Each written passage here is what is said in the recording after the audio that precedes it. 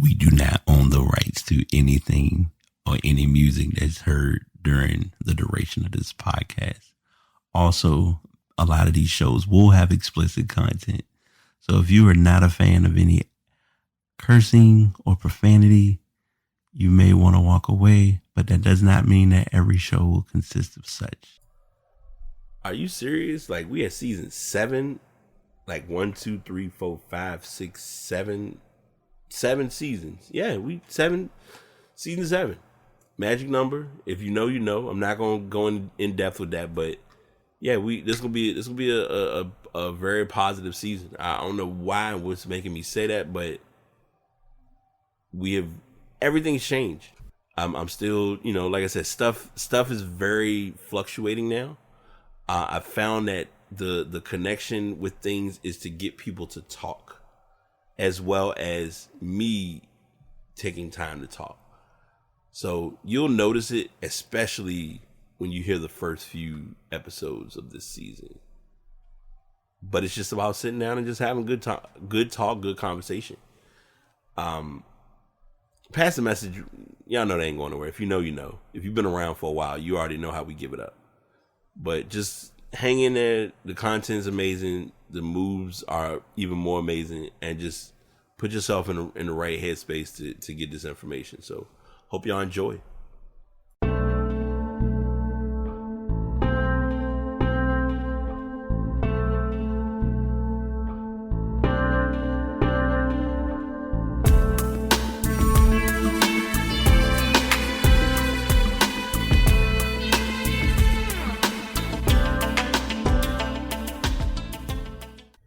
What's going on? How's everyone doing? Episode 388 of The Pass is here. I'm your host, BT, with yet another episode. And as you can see by the title, this is a podcast dedicated and devoted to fellow podcasters, not just nationwide, but worldwide. Today is International Podcast Day. And I have been anticipating a point in my podcast where I would be able to actually record a podcast on International Podcast Day. And that day is today. So you will, all things considered, get this show on the day of International Podcast Day. Now, things can happen, but I definitely will be giving my best effort to get this show up, ready, raring to go in that time frame. So this is going to be a chill but a very clean podcast, to say the least. I've been given some feedback about the show, so I will be utilizing that accordingly for this episode. First topic, since we have been kind of adhering to the Colorado storyline, is unfortunately Colorado took their first loss last week against Oregon. And Oregon is one of the top schools in the country. So it's not a big hit, but it is a hit nonetheless. And it was, there was a bit of a back and forth between the coaches, but there wasn't as much like oohs and ahs behind it. There was more just, support for the team. Right now they're playing against USC. USC is probably going to be one of their tougher matchups, along with Oregon from that game. But right now, I believe Colorado's down 34-14, so it's a pretty rough game starting off with that match. But this is kind of the growing pains of this school as a whole, and it's not like, let me be clear because I want to make sure I'm not sounding like this person. This is no negativity to the Colorado University team. The reality is Dion is coming in to rebuild a program that the season before had only won one game. So right now they're 3-1, could possibly be 3-2, but it's not to put any angst against their gameplay or how they're looking as a unit or as a school. So we need to, as hard as it can be at times, we need to give a little bit of give a little bit of grace and be a little patient with the process, because it literally is not going to be an overnight thing for them by far.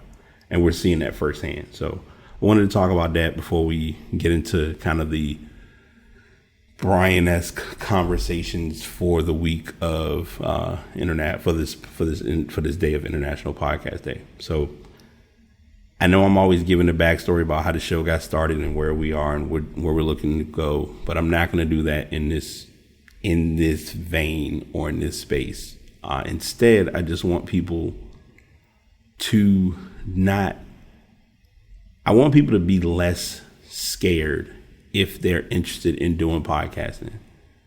And I know I'm always preaching time and time again to just take that chance and just hit record, set up your microphone, hit record, and start pocketing shows. Like the one tip, and it's funny, like I'm kind of breaking my own rule for this episode, because normally whenever I record, I always make sure I have a bottle of water, slipping on that. But hey, it is, this is one of those impromptu but prepared shows, and you'll understand as we kind of go through it a little bit.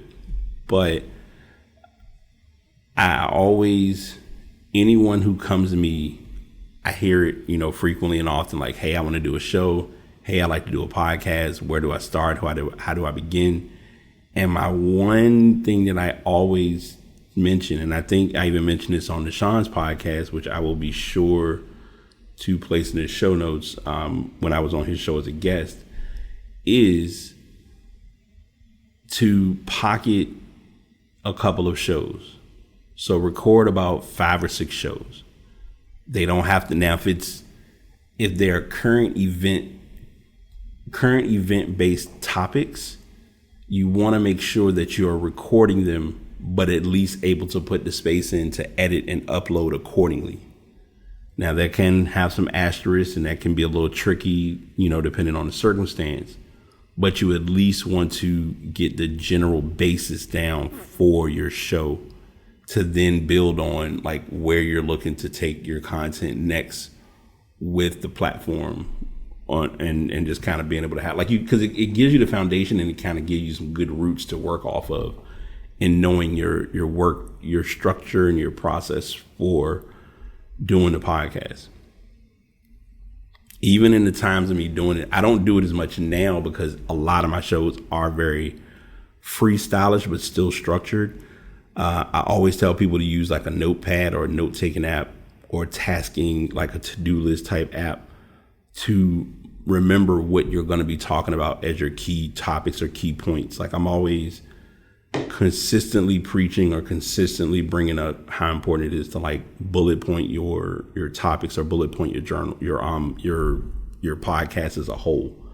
I have found that to work numerous times to my advantage. And it's something that at first I was like, I don't know if this is really going to stick, but as time has progressed, I'm learning to make that be a better option for how I kind of get my show going. And it's funny, I'm sitting here recording. It's almost like I'm having like an amnesia moment with recording the podcast, because I know I can see my sweet spots on the microphone that I have, but I'm also forgetting to do so with the recording software. And that's another thing too that's important. Finding a software to your liking and to your budget, because it's a double-edged sword without being a double-edged sword. Because one, no one's gonna want to pay a substantial amount of money to use a platform, and you may not be at a high level or at a comfortable level with recording your content. And also with even down to your equipment, like the microphone I have now, I kind of almost call it like an emergency option, but it's been the perfect option. I think I've had this microphone now for three or four, I want to say 3 or 4 years, if not longer. And it's stuck. It really has like latched to my style and to my way of recording. Most importantly, it's good with catching audio, but it's helpful with being able to clean audio and not make the process like I have to do double the work. And I've found that to be very resourceful. And y'all hear about it in the outro every episode where I talk about the Blue Yeti X, even to the point where Nashawn mentioned it on his podcast. Like I literally kind of bent his arm to say, look, get the Yeti X, just save yourself the trouble. It does your job for you way better. The original Yeti, I will personally say I did like it for some features, but I would say my favorite feature that the X has is you get a live view of your sound. So if I'm too loud, like now, the microphone will hit that bad spot or rough spot. So I usually, if anything, try to record. And right now I'm kind of playing Russian roulette a little bit because my recording is a little higher than normal, because I usually like to keep it in the green. If it gets yellow and teeters in the red, it's a little concerning. And those who are recording or do recordings know exactly what I'm talking about. So I want to put all of that into the starting point of the podcast piece. All right, so tech, I'm gonna do something a little different with tech this week. I am gonna be a little transparent with you all in sharing that you sometimes have to go through some bumps and some bruises to know and remind yourself that you may need a bounce back. And I personally can say without a shadow of a doubt, I needed and I valued the bounce back that I've had to face and or encounter in not just my current role, but just in tech in general. To say without saying, I won't even do a dance around about it. I ran into a imposter syndrome wall. And I know this is a phrase that keeps coming up with a lot of people, and it's like such a buzzword and such a trending phrase. But I can definitely say without a shadow of a doubt that my effort was going unnoticed from myself. And there was a lot of internal battling and bruising that occurred that shouldn't have occurred, but there was accountability that needed to be had to know, like, look, it happens. You're not gonna come in and be a rock star of a podcaster day one. That's humanly impossible. You gotta learn. Well, excuse me, not with podcasting. You're not gonna be perfect and flawless at what you're doing every single day. The challenge or the obstacle becomes knowing how to restructure your routine and not get caught up mundane. And this is one of those things that I'm always preaching, but I'm really starting to see it. And I'm going to talk about a class that I did in a moment related to that. But in learning the difference between deep work, shallow work, deep focus, shallow focus. Like shallow focus, for instance, is spending 20 to 30 minutes doom scrolling. And it happens, we all have been down that road, but sometimes you do need those points or those phases where you got to give your phone a rest. Even now, a lot of people get mad with me and don't understand why I'm the way I am when it comes to like the do not disturbs, when it comes down to the not being as available as I normally am, because I can get distracted very fast and know how distracted I can become and how it can play an impact on my day-to-day things outside of just my current role or current job. So I say all that just to say, I had to kind of go through some adversity a little bit this week. Bumped into a few rough patches that wasn't fond of. I will admit getting a minimal pool fix was helpful, but I learned something with this thing that I've been doing that I have to stop doing. I burn my Wednesdays, which impacts my Thursdays. Well, Brian, what do you mean by that? So each week or every week for the last few weeks, I've been very strict and very thorough with my workouts on the days that I don't actually go to the gym. And what I've noticed is, and I didn't even get to talk to my trainer about this, so you all are getting this somewhat exclusive in a sense. But what happens is I'll do my workout in person on on Monday. Everything's cool. I'll do my workout on Tuesday, my own the workout that's scheduled and set up. All well and good. Do the walks, all of that. I will do my workout Wednesday, will work. And then when I'm off work, I'm taking my self-care, but I'm taking the wrong type of self-care of going to a bar, having drinks, having foods that aren't helpful, carrying like the weight of the world, feeling relieved from being able to unplug for that moment. But then Thursday comes, and not only am I in a work from home state, but I'm also in a more overly lax state in like, okay, I'm getting up at 5, great. But then at 5, it's like, do I want to do any of this stuff? I feel like crap. I'm so out of it. But I've put the energy all into the night before. So this week I am going to do something a little unorthodox, but not necessarily unorthodox. And that is when I get off work, instead of going in my traditional go out, hang out phase, instead go to the park.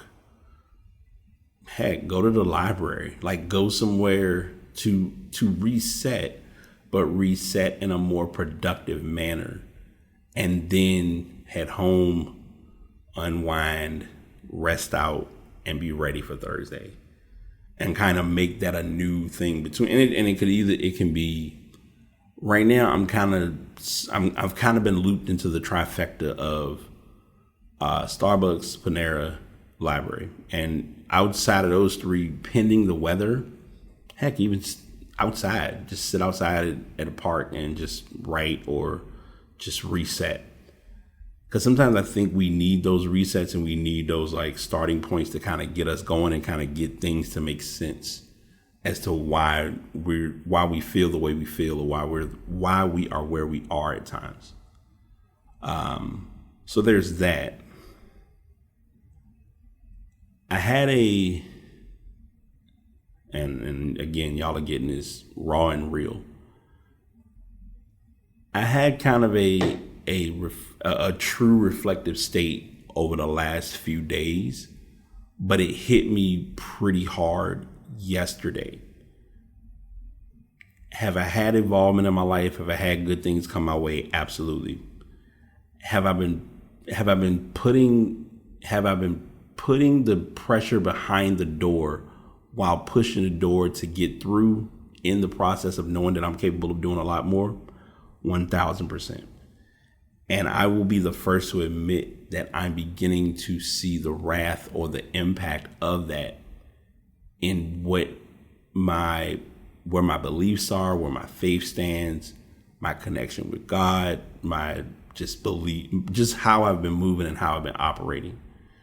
And I say all of that to say that I think it's beginning to hit now. And it's beginning to hit just in the sense of I need to take more time to reconfigure how I'm spending my time in my walk, or in my truth. I've spent it doing what I thought was working. It didn't work. And I'm not sitting here, let me be 100% clear. This is not me having my change occur and look at it like, well, I need everybody to be doing what I'm doing. No, you got to do what's going to work for you and be okay with that more than anything else. Sometimes we get so caught up because sometimes people can be very, and I'm gonna say this, and it's gonna ruffle, but it is what it is. I can be a little turned back by the over push of belief, over push of church, over push of faith, and at times it's done with good intention, but it also can be misinterpreted in the process. And this is no push to anyone who I'm connected with or know on any level. So I don't want that to be the scenario by a long shot. But I say all of that just to say that I'm really getting into a zen or getting into a position of knowing that I want to become a better me. And in order for me to become a better me, I've got to move a lot different with a lot of things. Physically, mentally, emotionally, spiritually, holistically. Yes, that still will be involved and still will be part of where I'm going, but I'm not making it the stamp or the tell-all be-all, if you will. So I wanted to put that on the table, or put that out there to share with you all. I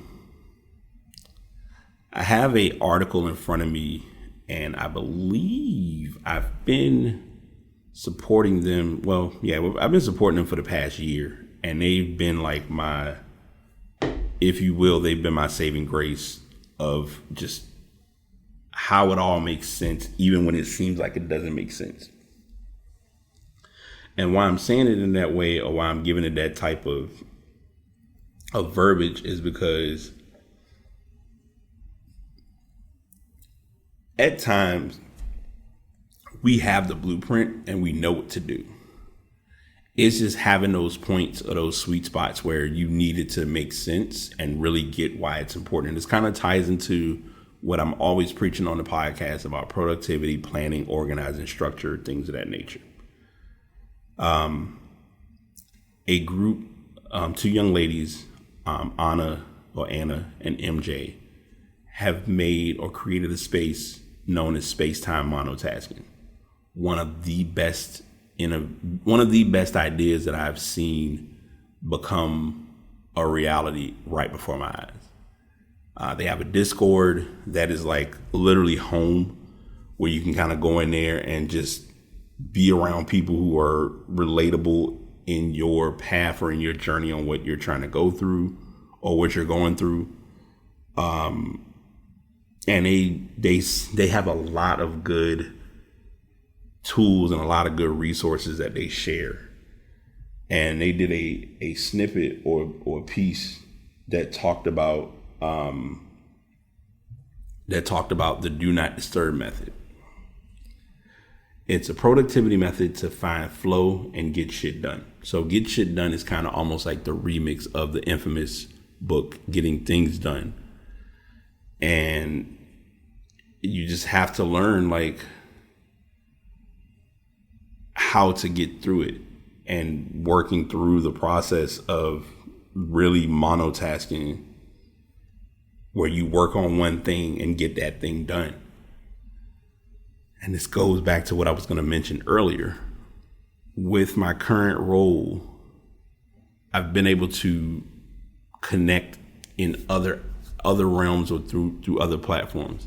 I've been introduced to a platform called Power BI, which I have a hunch next week I will be very weighted in completing and getting the ball rolling with some stuff to work on Power BI. I have learned Insurance 101, like getting kind of a foundational breakdown of how the insurance game is within my current company. My latest learn is seeing the world of Scrum and what they reference as Safe 6.0, and the different aspects of Agile and basically finding the easiest way to, not only as a developer, but as a product owner or a product manager, in getting the people who are part of your team to have what they need to get what they need to get done.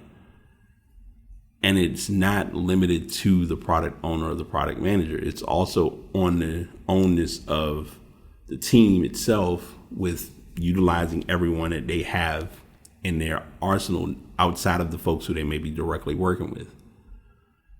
And I'm seeing how important that is, how important just the to not go in depth without making it seem comfortably uncomfortable.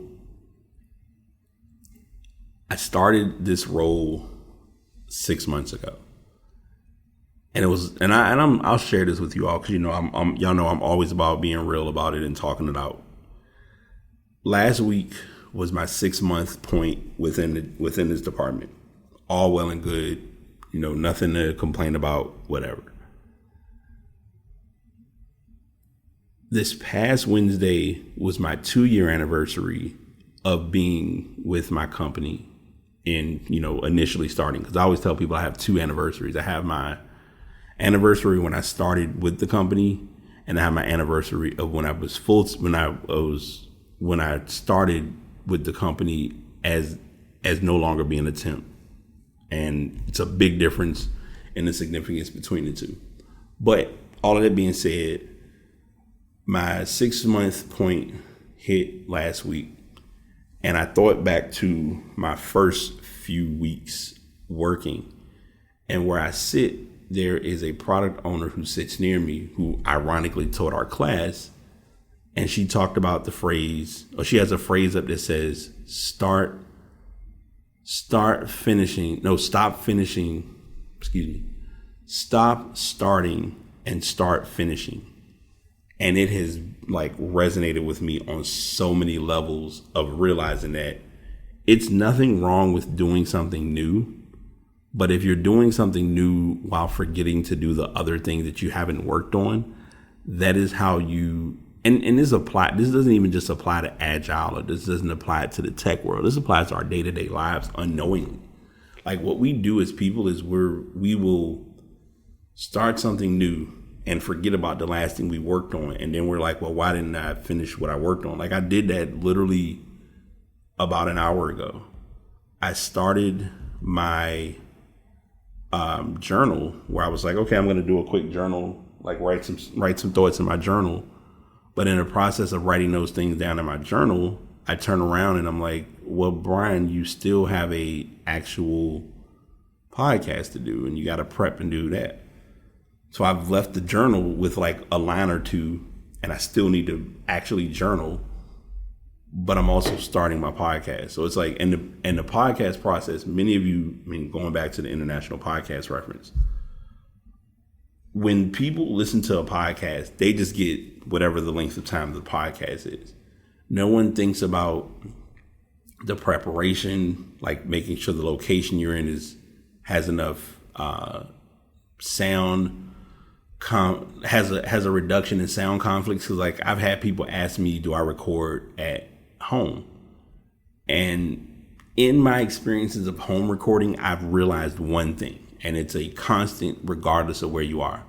People do not care because it's not their thing. They don't know what it is. They don't understand the magnitude of any of it. And as far as they're concerned, you're just sitting there running your mouth. So why should I have to do anything different or operate any different or whatever the case may be? But therein lies the problem, because when you are in a position of really trying to ramp up your show to go to the next level, you get it, because you're so it's it's these different components or these different elements. It's so many different moving pieces behind a podcast outside of just the show gets recorded and that's it. Preparation, editing is probably the most tedious thing that everyone hates editing. Some people will literally send their podcast to other people to edit it so they don't have to do it. And I respect that, but a person who edits your show versus you editing it so it sounds like you need it to sound, two different things. I'll bring this up and then I'm going to continue my thought process, and then we're going to do our pass the message. We might wrap this up a little early. Exceptions to this can be if you watch a lot of YouTubers who do videos. Majority of the folks who do YouTube videos do not record. They do the recording, they talk, they do all of that stuff. They have a videographer or a video editor who is editing everything to a T to make sure it all is coherent and it all makes sense. And that's helpful for them, because then all it's going to do is it's going to make the content look like it needs to look, as far as words being placed where they need to be placed, messages being presented, all of those things. But as viewers of YouTube, most of us are just looking at, we saw the video, we saw the green screen, we saw all the setups, and all that was fine. But the bells and whistles behind the scenes is where it all goes down. Like, I went on a trend for it and I kind of went off, but I think I'm going to come back to the phrase I was using called behind the screens. I think it's one of the best. And it's not even like I was the first one. I was the first one to come up with it, but it's a thing that I'm beginning to push harder of what goes on behind the screens because most people always know I'm in front of my laptop. At times can be in front of on my phone, on my iPad, but I'm working on stuff. The dilemma becomes when you're working on stuff, but you're also grabbed it by whatever's been shown online that gets your attention in that moment. So yeah, I just want to share that. And like I said, I need to find a way to do this, but I may see if it's possible to share with you all to get this actual snippet that they have for space-time monotasking with Do Not Disturb, because how the framework they give you is choose a task, set the method. If it's an automatic task or a focused task, and then ditch your phone. Ditching your phone becomes very challenging for a lot of people. And I think I'm always going into this conversation because it is a realistic and a very weighted conversation. But you would be surprised how much more you get done by not being on your phone. And let me be clear. I want to say this because I need this to be on record. I am not team anti-phone. Like, if you need to use your phone, you need to use your phone. But sometimes we can be in our phone for hours doing things that may not be helpful to what we're trying to do. Like, sometimes our screen times can screw us over. Like, our screen times can be on the hit of, hey, you were on YouTube for 3 hours. But it's like, but I was watching productivity videos or I was watching inspirational videos. But if you're watching them, but also doing something while it's being played, whole different ballgame. Like, I think it has to be the context behind that. But as far as for your phone, like, the age-old phrase that I'm always doing is I will put my phone, which I found my old school bag a couple weeks ago, which was probably one of the best feelings in the world to find my original Bagby. And I'm using that Bagby as Bay. And it's such a great feeling. But putting the phone in the bag, I use the fubbing bands as necessary, but I've not been as pressed to use them now. But I'll just put the phone in the bag and just go to work.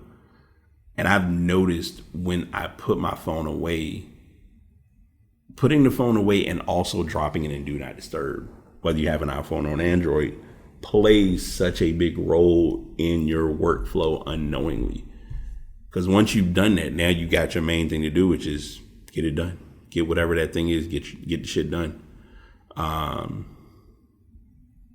You're giving your brain an opportunity to work on what it needs to work on.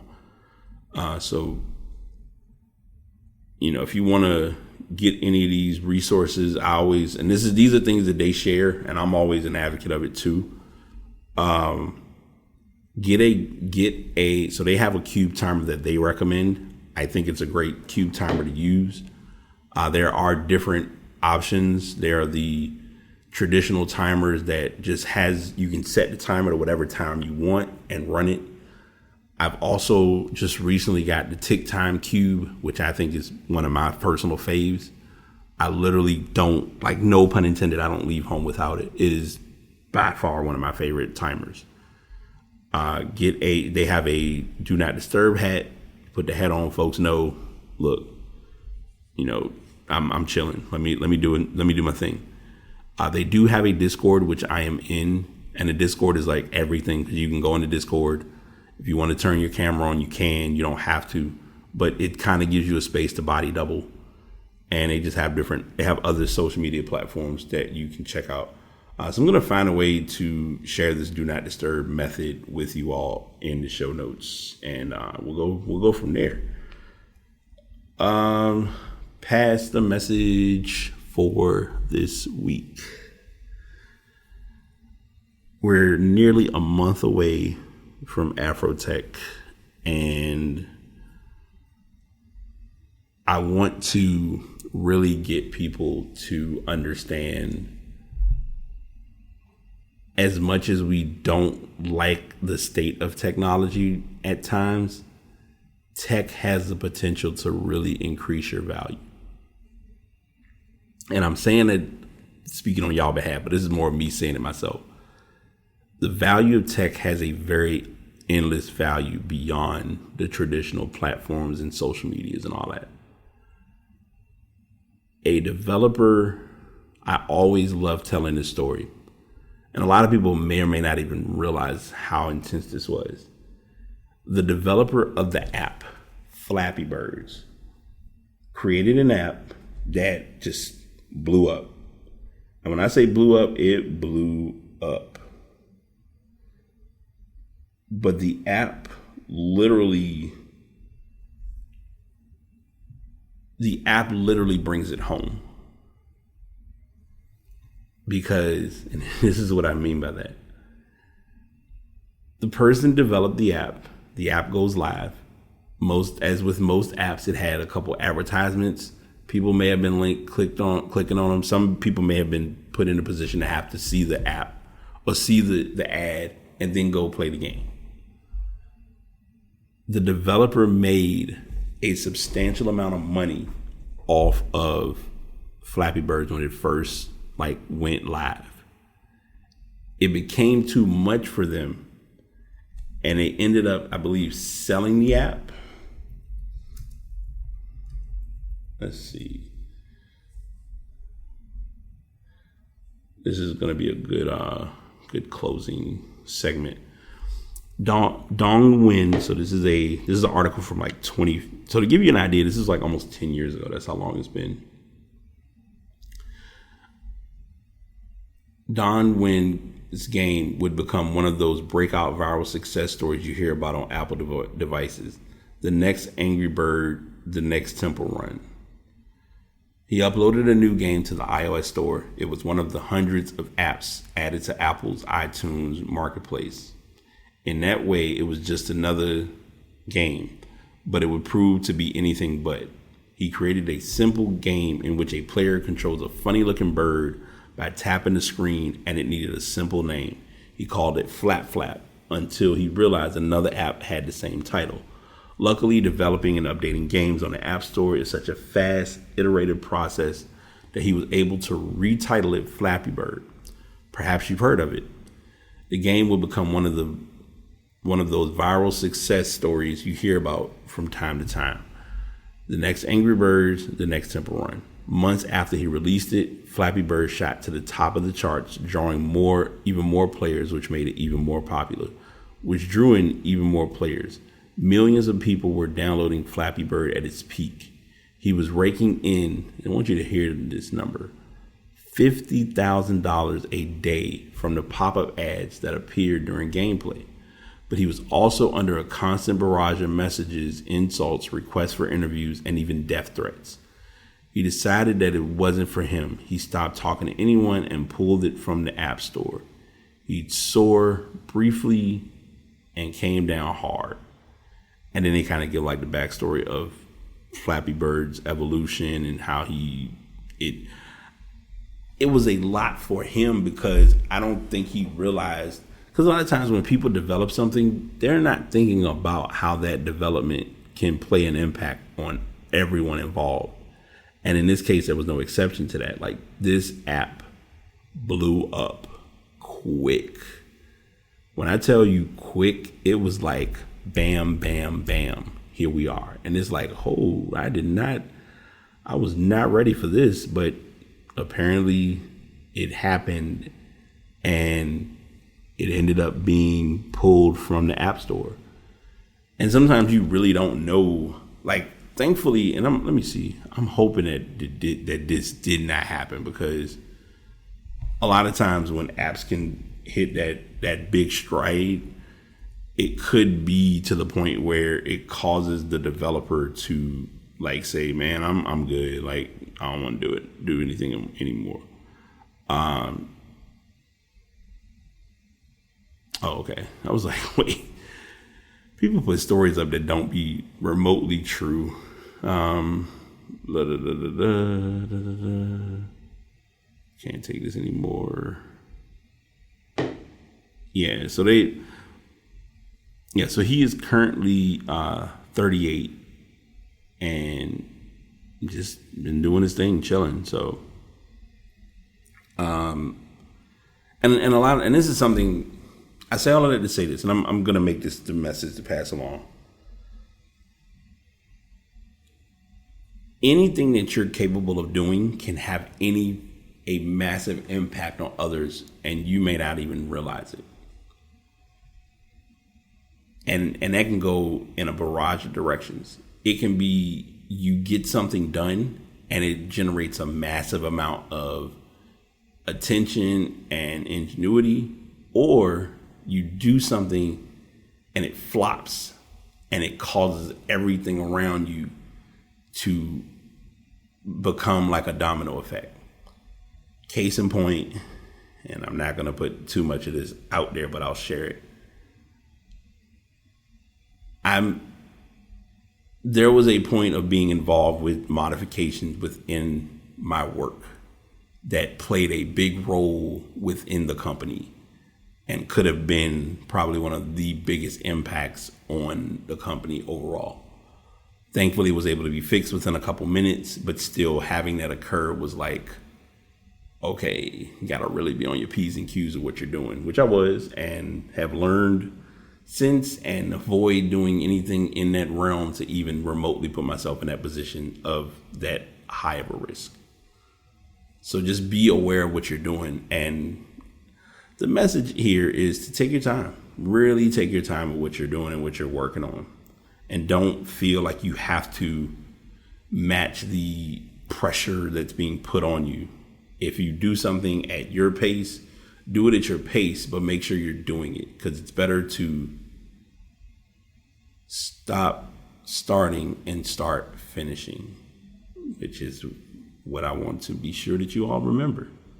Again, happy International Podcast Day. Continue creating content, continue to be the best version of you, and most importantly, continue to do things 1% better every day. Until next time, this is the Pass signing out. Y'all have a good one. Another episode is completed. Thank you all for listening. If you want to check out the podcast, you can go to buzzsprout.com. If you're looking to do podcasts, you can go to buzzsprout.com. To get to my podcast, you'll go to the passbtpod.buzzsprout.com. If you're looking at getting a microphone, I always suggest getting the Blue Yeti X. That is the microphone that I use.